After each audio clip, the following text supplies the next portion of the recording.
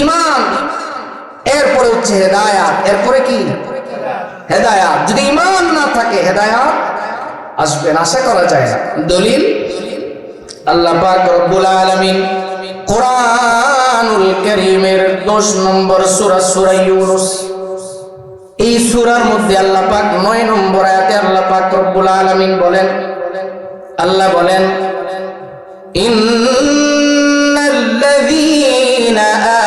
আমানু ওয়া আমিলুস সালিহাতি ইয়াহদীহিম রাব্বুহুম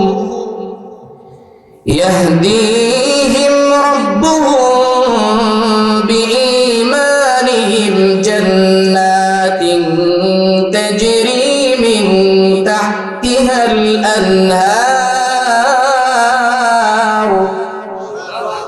আল্লাহ পাক রব্বুল আলামিন সূরা ইউনূসের 9 নম্বর আয়াতের মধ্যে বলেন, ইন্নাল্লাযীনা আমানু ওয়া আমিলুস সালিহাতি ইয়াহদীহিম রাব্বুহুম।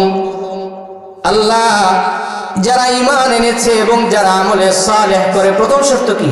আবার এখানে ঈমান,